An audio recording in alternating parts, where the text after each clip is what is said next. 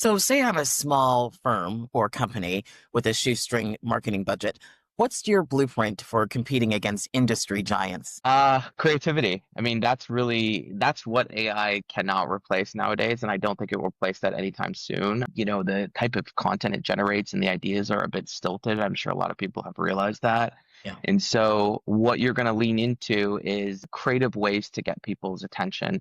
Social media is great. I mean, it's saturated at the end of the day, but it's still got low barriers to entry. And if you look at your specific niche, let's use a legal example, say it's immigration law in the Toronto area, and you look at your competitors and you do an analysis and you say, on the SEO side of things, we're getting crushed and it's probably going to cost us 25,000 in backlinks to get up there. On the AdWords side of things, we're getting crushed. Let's go where it's cheaper to enter and where there's more of an opportunity. So let's put our efforts into generating Pinterest pins. Let's put our efforts into making 45 videos on our iPhone that we get someone to edit that we can dominate on YouTube and thus the SEO page one. Let's get out in the public. Let's shake hands. Let's meet people. Let's sponsor a local hockey team. Let's build that brand benevolence in a way. These are things that are relatively inexpensive that you can use to get ahead. And then also, getting out in the public, being an expert in every way that you can.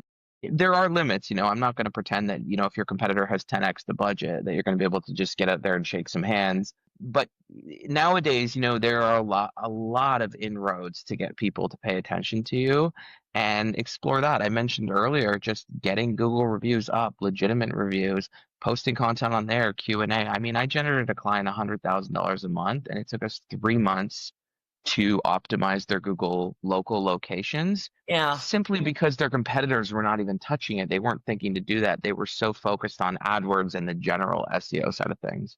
Goodness. Well, we talked about ads just recently.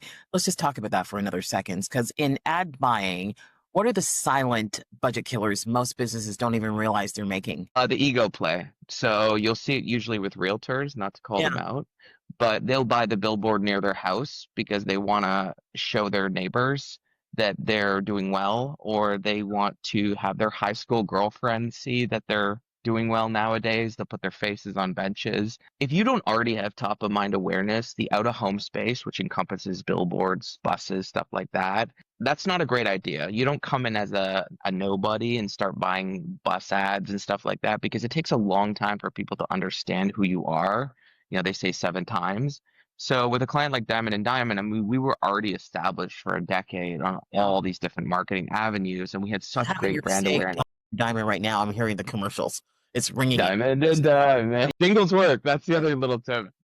So that's something that people do is they buy things, they buy radio ads, they buy things because they want to be noticed, and there's something inside of them that needs to be heard.